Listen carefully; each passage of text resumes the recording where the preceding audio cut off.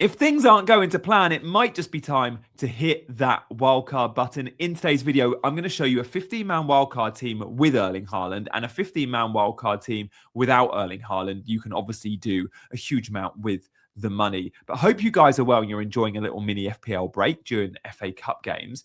I'm going to talk about chip strategy and wider strategy, and I'm going to show you the optimal strategy that many are on. Now, that involves wildcarding much later, game week 32. Strategy I'm on, strategy many are on. However, what are the positives of wildcarding right now? And it's so team dependent. We say this every wildcard video. You shouldn't follow what your favorite content creators doing with their chip strategy unless you've got exactly the same team, because chip strategy and wildcard is so team dependent. If you've got lots of fires, if you've got flags, if you've got loads of players that aren't doing well and you want to move them on, it's absolutely fine to pull that trigger earlier than planned. We have to be flexible in FPL. And sometimes we might say, oh, we're going to wait till game week 32 and I'm going to get this great team then. But what if there's loads of players you want for the next couple of weeks you can't get to unless you're wildcarding, and those points come and go? Again, the benefit of wildcarding now is you get that sexy looking team straight away. And sometimes there are points on the table that we ignore because of an optimal strategy later down the line. So I don't want to convince you to do it or not do it. I want you to analyze what your team looks like. Do you have lots of fires? Do you have perhaps lots of free transfers where if you wildcard now, you can roll those transfers? Are there lots of players that are out of sight with free transfers, though you need a wildcard to put it right? And how does it feed into your wider strategy? So look, the wider strategy, this is what many are doing. This is what I'm doing. This is what most engaged managers or content creators, you would say, are doing. They're dead ending their team in 31 because that's a blank game week, EFL Cup final weekend. Because of that, they will sell some of their City and Arsenal players, knowing they can buy them back if they need to. Wildcard game week 32 will give us a landscape of the future doubles and blanks. So wildcard in 32 for many is going to make sense. And then with that fresh new team, you'll have 15 players, hopefully, that play twice, and you bench boost them in 33. And then in 34, you're not going to have a good team. Because if you had a good team in 33, you're not going to have a good team in 34. Those that double in 33 will likely blank in 34. So free hit 34 makes sense on this strategy. What if you're wildcarding in game week 27? What if you're wildcarding in game week 28? Well, I still think you plan a similar strategy. You just don't get to wildcard in 32, but you still effectively get to 31, making sure you've got 11. And then in 32, when everyone else is wildcarding, you make sure you've got 4 or 5 free transfers, and you can make big changes and get to a very good looking team for 33 and 34, where you could still bench boost and free hit. Or you might look at it and go, I'm wildcarding now. 31's a problem for many. I'm going to free hit in that week. I really like a free hit in 31 because I can free hit out my City and my Arsenal, and I can get lots of good players with lots of good fixtures. Or I can free hit in 34 or 33, and I can still bench boost in 33. You can still be flexible over your wider chip strategy. Wildcarding now is absolutely fine if it works for you. As I said, it's not one I'm looking at for my team, but I don't necessarily have the fires. Now, you can target lots of cool teams that I'm not invested in and many aren't. If you're on wildcard, you look at teams like Bournemouth. Look at their fixtures, top of the ticker there. This is from Scout. Guys, be sure to hit those buttons. Do like, do subscribe, and drop a comment if you've got a question as well. I'll get back to everyone that does comment. Man City, good fixtures. You might be watching Semenyo going, why don't I not got Semenyo in my team? Well, I can get him. You might be looking at Liverpool attack, thinking Florian Wirtz has caught the eye. You might want Morgan Rogers, Villa with great fixtures, so on and so forth, right? We can see here good fixtures for lots of teams that perhaps we're not doubled or tripled up on. So what does a wildcard team look like? Well, I'm going to put together my 15-man squad. And I tell you what, it's not a template wildcard. It's not an obvious wildcard. And I think when I look at the wildcard draft now, I could come up with 2 or 3 very different looking drafts with different structures. At the moment, the structure I'm about to show you is big at the back, fairly, and it's big up top. It's actually really light in midfield, which is interesting because you could argue that's where the value has been this season. But I've got 3 midfielders around that 5 million mark that I think are going to prove to be excellent value. Others will look at the template structure and go, no, you need to get more money in your midfield. But does that mean no Erling Haaland? Well, yes, it probably does. I'll show you that team later in this video. So let's start with our big names, our premiums. This draft does include Erling Haaland. Who are your other big ticket players? Remember, we're playing FPL at the moment with no Mo Salah. We're playing FPL at the moment with no Bukayo Saka. We're playing with no Alexander Isak. 3 names we probably thought at the start of the season would be in our teams a lot. Well, I've owned Saka a little bit. I've owned Salah a tiny bit, and I've owned Isak for a couple of game weeks. We don't need them right now. And because of that, the premiums, you can definitely have Haaland plus 2 others, because it's not Haaland and Salah and no others, because the price points are different. Who are you picking? We're going to talk about Haaland versus no Haaland later. I would still pick him. He'd be in my team. The other premiums, though, need a bit of discussion. Cole Palmer. Absolutely, you're going to want Cole Palmer in your teams, aren't you? I look at Cole Palmer and I'm like, it's silly going without him, the form he's showing. He's now ready to play 90 minutes and consecutive 90 minutes, we hope. We've seen a 60 and a 90 in the last 2 games. Didn't play in the FA Cup on Friday night. He's going to start against Burnley. Now, we've got Game Week 26 fixtures on show, but look at that from 27. Burnley at home. Look what he did. Look what Cole Palmer did in his last 2 fixtures against Wolves and Leeds. 32 points, a 20 and a 12. Obviously 3 penalties, but that's just how it works. You're going to want Cole Palmer for Burnley. Moving forward, it's worth noting, Chelsea's fixtures aren't amazing. Arsenal, Villa, Newcastle, Everton. But Cole Palmer, when he's playing like he's playing, he's fixture-proof. When he's playing like he's playing, he's one of the best FPL assets money can buy. And you look at the last couple of weeks, and he's been a fairly big differential. And you're like, why haven't I not owned him? Why did I not see this coming? It's Wolves, Leeds, Burnley, and I didn't buy him. Well, you've probably missed the boat in your normal team. But if you're on wildcard, you can get to Cole Palmer. And I'd say it's the first name on your team sheet on wildcard, or free hit next week, right? And then Bruno Fernandes has just been sensational. I know he had a blank last time out, and he's not going to get the routes to points necessarily with DEFCON that he had under Amorim. 2 points versus West Ham, but before that, we saw 3 10-pointers in 4 weeks. He's that good. And he's going to get lots of double-digit hauls. Very happy as a Bruno owner. And again, Bruno's going to be one of the first names on the team sheet. Are you going for double Man United attack? Well, with this draft, we're not. Bruno feels like the must-have. The others feel like a bit of a, well, maybe you do, maybe you don't. Or some might call it a luxury, for example. So, yeah, fairly happy with that team. Palmer, Bruno, Haaland, 3 big-ticket items. But where do the other key cogs fall in? This is no Saka. It's no Salah. It's no Isak. There might be... It's no Ekitike. And we would probably call Ekitike a premium, given his price point. He's 8.8 million. He's just short of these guys. No Ekitike in this draft, or Florian Wirtz in this draft, or Brian Mbeumo in this draft. We are missing some other key men. Liverpool attack is brilliant. I look at Liverpool attack and I think they're going to score loads of goals now for the run-in. And the fixtures, the third in the ticker: Sunderland, Forest, West Ham, Wolves, Tottenham, Brighton. Now, the draft we're about to see, yes, it includes Liverpool defence, but it doesn't include Liverpool attack. You go without Haaland, you can have Liverpool attack. You can have Ekitike and Wirtz, for example. So there is always going to be compromises. This team, the compromise is no Liverpool attack, no double Man United attack. But it does have a couple of big name forwards. And that's why we're compromising on the players I've just mentioned. It gets you João Pedro. It gets you Igor Thiago. 2 forwards that I think are going to put up big numbers in the next couple of weeks. I do question João Pedro's fixtures long-term if you've got Palmer already.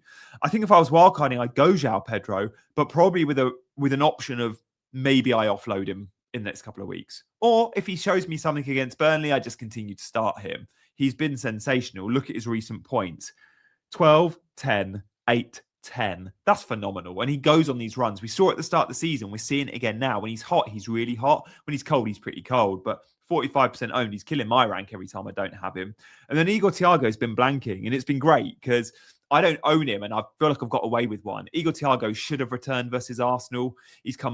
Should have had more points versus Newcastle, Villa and Forest as well. We've only seen 1 return, a 5-pointer, and 3 2-pointers in the last 4 weeks. But trust me, guys, Igor Thiago numbers are coming. The hauls are coming back. He had a 15 and a 17 not long ago. It's Brighton as an entry point, and I in my actual team won't own him for that, but there's a very good chance I'll own him for Burnley. Brighton, Burnley, Bournemouth, Wolves, Leeds. What a run of 5 games, and that takes us up to that blank game week in 31 and then wildcard in 32. For that run of 5 games, I feel like Igor Thiago is going to feel, by the time we get to Burnley, like a must-have. Let's see. So, I've showed you loads of players we can't have, but by having João Pedro Thiago, Haaland, Palmer, Bruno. That's the core 5 players of your attack each week. And some weeks you'll play with 6 attackers. Some weeks you'll play with 7 attackers. You'll rarely play with 8. So the other 3 are going to be rotators. And they're all going to be of lower price points, of course, because we still want our premium defenders, remember. So Thiago, João Pedro. It's a big compromise to have no Semenyo, no Wirtz, no Ekitike, no Mbeumo. And you could maybe go with one of those instead of João Pedro, but you're not compromising on Palmer, Bruno, Haaland, or Thiago in the wildcard team, I don't think. Let me know what you think in the comments. And then those 3 enablers in midfield. You're looking at 3 midfielders around that 5 to 5.5, 5.8 million price band. Now, Elliot Anderson is the obvious for DEFCON, but with the new manager coming in, just can't guarantee he's going to be the same DEFCON beast. And he's got the floor of 4 points each week. For the last 10 weeks, he's picked up DEFCON. He's a vanilla pick. Doesn't score goals, doesn't get assists really, but he gets lots of 4, 5, 6 pointers. I've not had him this season, and I don't tend to pick vanilla players, but I think I should have had him, and I think he probably should be one of these players. If Sean Dyche was still at Forest, he'd be one of the 3 coming in. But knowing the uncertainty there with Forest, I've gone for 3 players with upside. Of course I have. It's how I play the game. Dango's got the same fixtures as Igor Thiago. They're great. Dango often combines with Igor Thiago for goals. Mainly he wins the assists when Igor Thiago takes the penalties. But I like the fixtures. I like the price point. I like the fact he's back from AFCON and he's added, again, a huge value to the team. Ryan at Bournemouth is 2 goals in 2 games. The 19-year-old superstar. They spent 30 million on a 19-year-old from Brazil. Like, he's going to be an elite player, I think. I think he's probably someone that's going to be at Bournemouth for the next couple of seasons and then go on to bigger and better. But what a great stepping stone. What a great place to enter British football. Working under Iraola, a manager that lets you express yourself. He's direct. He's good in the air. He's physical. He's got a good shot on him. He's greedy. I like Ryan very much at 5.5 million. And when we look at those Bournemouth fixtures, remember, top of the ticker, Everton, West Ham, Sunderland, Brentford, Burnley, Man United. 5.5 million, guys. And then someone that's got rough fixtures in Dewsbury Hall, but again, he's going to be on your bench until you have good fixtures. And I think, is it Burnley at home? He's got Burnley at home in 29. You're definitely going to play him that week. So Dewsbury Hall is someone you just bring in and out when you need, but he has got routes to points, guys. Big time. He's on the corners. He takes some free kicks. His open play goal threat is huge. He's the number 10. He's the creative outlet in the team. He can even get you DEFCON. He gets fairly close. He often gets sort of the 6s, 7s. Dewsbury was a great pick. As long as you've got the squad to cope, you don't want to be starting him every week. So 3 rotators with your 5 key cogs. That's the attacking lineup. Remember, the no Haaland draft is coming to you very soon. And I think the no Haaland draft is going to be proper exciting because we're all going to look at it and go, oh, wow, you've made that look so much better. And when things look so much better, you're like, oh, is it worth it? Is Haaland worth it? If I'm not captaining, is it worth it? And we always have those conversations around what happens when you're not captaining a player. When they're 14.5 million, should you still own them? I'd still argue we are going to be captaining Haaland quite a lot and you should still own him, but let's see. So, defenders. Let's talk premiums first. Double Arsenal defence. I know it's boring because I say this every video, but it really is necessary. Like, it just feels so obvious, and it's obvious for a reason. They are the best defence in the league by some distance, and double defence is something I just wouldn't be compromising in. I think Arsenal win the league, and I think they're going to win the league by winning loads of games 1-0. We're not going to be surprised to see that, are we? So if we see that, we're going to get a lot of 6-pointers from Timber, a lot of 6, 7, 8-pointers from Gabriel. I've got no doubt I would like double Arsenal. I'd even consider the triple up. They're that good. I have gone with Van Dijk for a little bit of balance because, again, at Arsenal, you're not going to get DEFCON much other than Gabriel. Saliba's had it once or twice. The fullbacks don't get it. Virgil does get you DEFCON. He's still got the goal threat and he's still got high clean sheet threat. Is Virgil better than a third Arsenal defender? Is Saliba fit? Don't know. I like the extra points you get with Virgil, but of course you're going to get more clean sheets with Saliba. But for the moment, the balance feels right. Timber, high expected goal involvement, lots of clean sheets, no DEFCON. Gabriel, a must-have. And then Virgil, you could look at a Man City defender, Mark Gahey. You could look at Nico O'Reilly playing in midfield. He's in my actual team.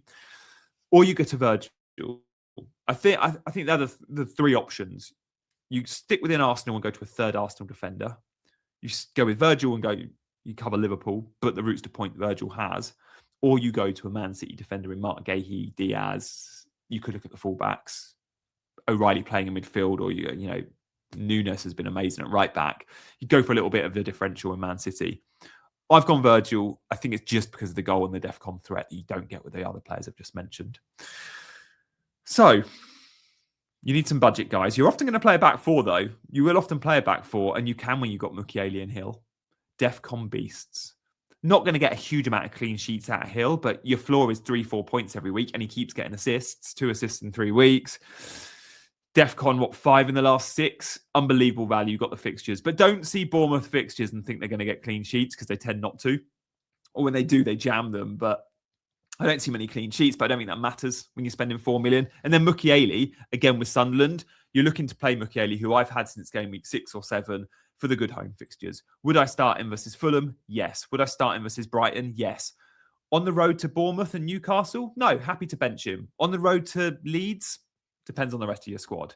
Mukiele is one of those players you just play at home with the good fixtures. And when you do, you're often rewarded. He's been I think he's been my best value player this season. The amount of attacking returns I've had, the huge amount of DEFCON I've had, he's been unbelievable. Right, the non-Haaland draft is coming soon, guys, so stay tuned for that. But first, let's just talk about the goalkeepers. I don't have Raya. I haven't got the team value to get to triple Arsenal defence and therefore Raya. If I had the team value, instead of Kelleher, you go Donnarumma or you go Raya. Raya for me. But Kelleher, I like the Brentford fixtures and I think they're looking good at the back. I thought they were really good against Arsenal. One lapse of concentration for Madueke's header, but Brighton, Burnley, Bournemouth, Wolves, Leeds, there'll be some clean sheets, there'll be some save points. Kelleher's quality. If they ever concede a penalty, Kelleher's the best in the league at saving penalties. I'm happy with that combination to have Dubravka there as a backup. So I'd go cheap with my goalkeepers that might rotate at times. We need to talk about a no Haaland draft. Look, Erling Haaland, I'm not too worried about the injury. Like niggles, whatever. He's carrying something. He's going to get some rest. Newcastle is next weekend. I'm not too fast. Regardless of an injury, we need to discuss what does a non-Erling Haaland wildcard look like. Do we look at Man City fixtures and say Haaland's a must-have? I'd probably say yes, he's close to that. I don't like committing to must-have. I think Bruno, Gabriel, Palmer on wildcard would be the 3 must-haves. Man City fixtures. Are you captaining Haaland versus Newcastle? Maybe you are. I'm between him and Bruno. Am I captaining Haaland versus Leeds? Very good chance I do. Am I captaining at home to Forest? Very good chance I do. West Ham away, Palace at home. He's very captainable in 4 of the next 5. I don't think I'd want to go without him, but I'm seeing a lot of people getting frustrated, and I understand it. Remember, if you're going without Haaland, you're probably looking at another Man City attacker as well. So let's take out Haaland, and let's take out 2 of those budget mids. We'll keep Dewsbury Hall in as the cheaper enabler. We'll take out, here it says Rice and Sarr, but of course, the midfielders we took out are Rayan and Dango. Rice and Sarr are in my actual team. So if we take out Rayan, we take out Dango, we take out Haaland, I've got 25 to spend. Where do you spend that money? Well, we want Liverpool attacking cover. Remember, we've looked at those Liverpool fixtures and we're like, yeah, we like the Liverpool fixtures. Like, I feel like it's very risky going that Liverpool attack on a wild card. So straight away, let's put in some Liverpool. We'll put in Wirtz and Ekitike, and then we've got Mbeumo there as well. So that spends our budget. The 2 budget midfielders go to Wirtz and Mbeumo. You might look and say, how about Semenyo, Gianni? Should we go Semenyo? Well, let's put Semenyo in instead of Wirtz, for example. So here's a Semenyo draft. So Semenyo or Wirtz, or Semenyo, Wirtz, Palmer, 2 of the 3 with Ekitike. This squad's got more balance, but I would also argue this squad is going to give you some benching dilemmas. Yes, you'll bench Dewsbury Hall every week until he plays Burnley at home. Fine. But then you've got a bench always at player back 3. Because you're never going to want to bench a Semenyo and a Mbeumo or a João Pedro. You're just not going to want to bench those players. You'll be benching a Hill and a Mukiele. But when Mukiele's got Fulham at home, you don't want to bench him. So I think you're going to have benching dilemmas when you make such a comprehensive squad. Is it worth, therefore, playing a little bit more tactical unless you're prepping for a bench boost and go, now the Haaland squad, every week I'm benching 2 of my midfielders and then 1 of my defenders. Mukiele and Hill rotate. I'm always going to play Gabriel, Virgil and Timber. This probably makes more sense, gets more money into your 11. But then this draft with Wirtz or with Semenyo and Mbeumo, gets you better coverage for more premium assets. I would argue Mbeumo, Semenyo, Wirtz, Ekitike, you're getting 3 extra premiums in instead of Haaland, so 2 extra.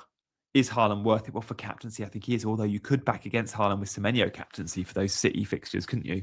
So they are the options. I'm keen to know what you guys would do on wildcard. Would you go with or without Haaland? I don't think you can compromise on many other slots. Like, would you compromise on a Palmer or a Bruno to get a bit more balance in the midfield? I don't think you would. Would you compromise on João Pedro? Possibly. That'd be the only other option. Could you go, I'm going to keep Haaland, but I'm going to go to a 5 million forward and I'm going to get 3 million more in midfield. I'm going to sell Dango to Semenyo. 2.5 million, whatever. That could work. That could work. But João Pedro is Burnley at home, and we see that fixture and we love it. So look, lots of different combinations. You've seen the key cogs. You've seen the players I'd be willing to compromise on. The first thing you have to do on wildcard, though, is go, am I committing to a Haaland or non-Haaland draft? Because the non-Haaland draft looks very different. And then as soon as you go, I'm going Haaland or no Haaland, it's who are the key cogs? If you're going no Haaland, the key cogs are Palmer, Bruno, and a big front line. So you've got money in your attack if you need to move to Haaland. If you're going with Haaland, your key cogs are still Palmer, Bruno, and probably Semenyo. You're probably going to want to make sure you cover that City attack. Regardless, I think the defense still has to be fairly big. Guys, thank you for watching. More videos out very, very soon. Hit the like, subscribe, and hype button. Drop a comment, and I'll get back to you very soon. Bye-bye.